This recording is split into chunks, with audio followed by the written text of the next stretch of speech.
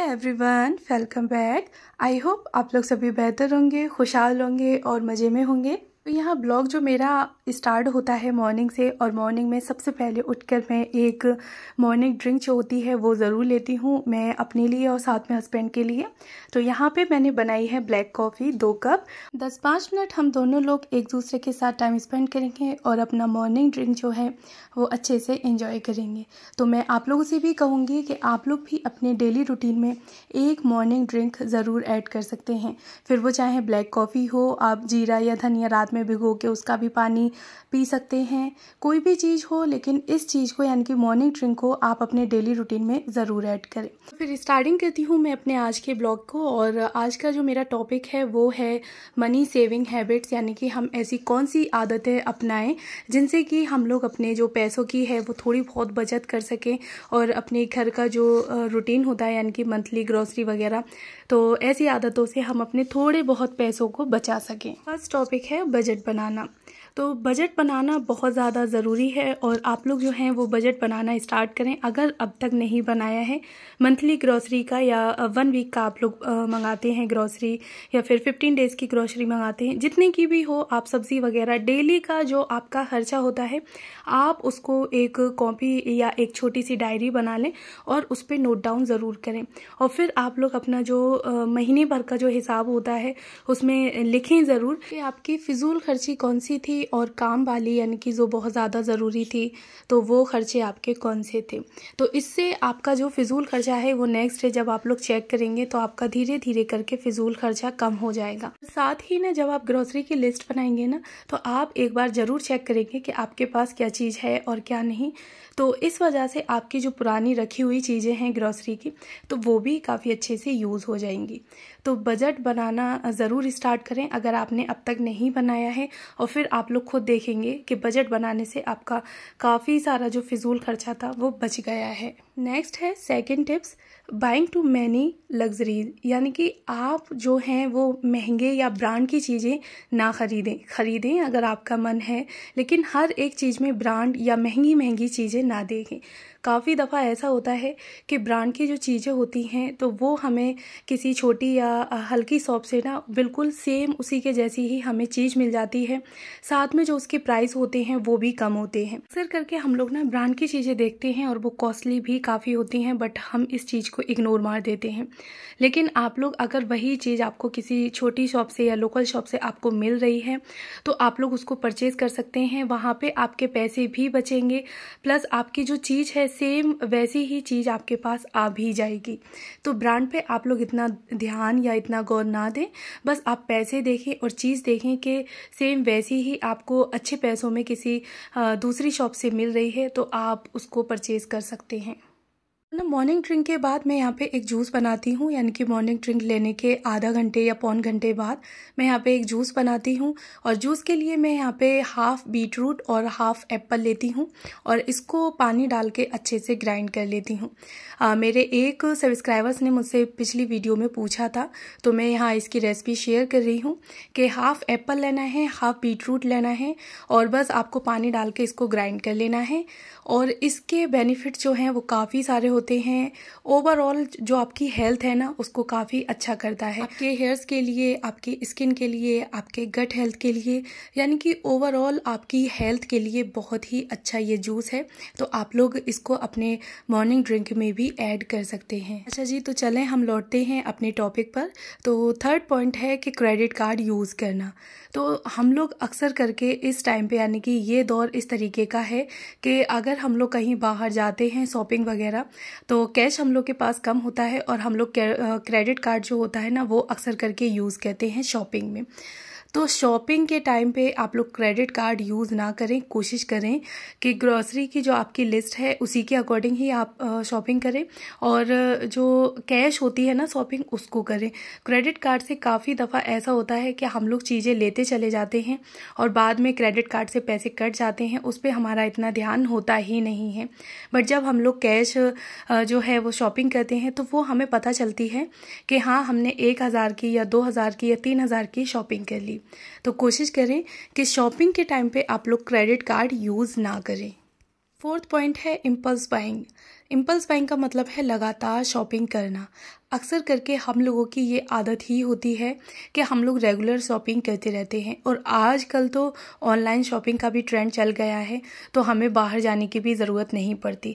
बस फ़ोन उठाया, जो चीज़ अच्छी लगी, समझ में आ गई, बिना ज़रूरत भी हम उसको ऑर्डर कर देते हैं और वो चीज़ आ जाती है।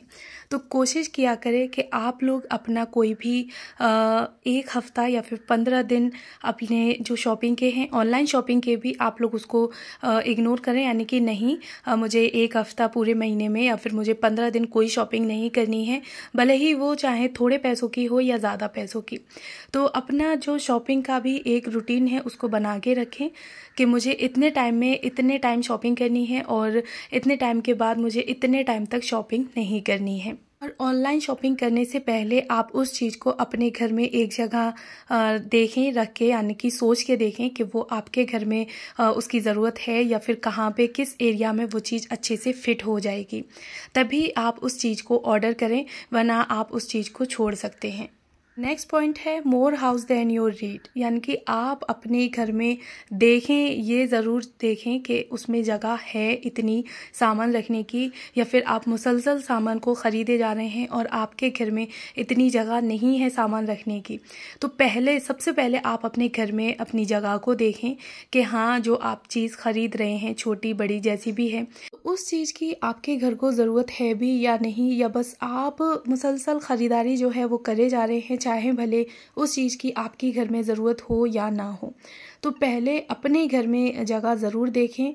शॉपिंग करने से पहले कोई भी चीज़ ख़रीद रहे हैं तो आप उसके लिए एक पहले जगह बना दें कि हाँ भाई, मुझे ये चीज़ लाके इस कॉर्नर में रखनी है। किचन के लिए अगर आप लोग ग्रॉसरी ख़रीद रहे हैं तो पहले किचन में जगह देखें कि आपकी किचन कितनी बड़ी है, कितनी छोटी है। तो अपनी किचन के अकॉर्डिंग ही सामान ख़रीदें। 1 वीक का ख़रीद सकते हैं, 15 डेज़ का, या फिर 1 मंथ का। तो यानी कि आपके घर को जिस तरीके से नीड है, जिस तरीके से आपके घर को ज़रूरत है, उसके अकॉर्डिंग ही आप लोग शॉपिंग करें। पहले अपने घर में जगह देखें। अक्सर करके ऐसा होता है कि शॉपिंग करने पे जब हम लोग आ जाएं तो हम लोग ये नहीं देखते कि हमारे घर में किस चीज़ की ज़रूरत है या फिर हमें क्या चीज़ चाहिए। बस हम लोग शॉपिंग करे जाते हैं। और अक्सर करके ना एक आदत और होती है कि नई चीज़ को लाने के बाद हम लोग सजा देते हैं। तो अगर आपने शॉपिंग की है तो फिर उस चीज़ को आप सजाएं ना, बल्कि उसको यूज़ करें। घर के लिए कोई भी फर्नीचर वगैरह ख़रीदा है तो उसको यूज़ करें। कोई भी मशीन आपने अपनी किचन के लिए ख़रीदी है, कोई भी मिक्सर है, जूसर है, कोई भी चीज़ है आपने जो ख़रीदी है, तो फिर आप उसका यूज़ करें। महीनों सालों आप उसको रख के, यानी कि ऐसे ही रख के सजा के ना रखें कि बस हाँ भाई, ये हमने ख़रीद तो ली है बट हमें इसको सिर्फ देखना ही देखना है। तो फिर ऐसे ख़रीदने से क्या फ़ायदा। जब आपने कोई चीज़ ली है तो फिर उसको यूज़ करना शुरू करें, जिससे कि आपके टाइम की भी बचत हो और साथ ही आपकी जो एनर्जी है वो भी बचेगी। तो ना सामान को सजाएं ना, अगर आप ले आए हैं तो फिर उसको यूज़ करें। नेक्स्ट एंड 6 पॉइंट है कि जो भी आप अपना बजट रख रहे हैं, चाहे फिर वो ग्रॉसरी का हो, शॉपिंग का हो या फिर आउटिंग का हो, जैसा भी आपका बजट हो, तो वो आप अपनी तनख्वाह के अकॉर्डिंग रखें।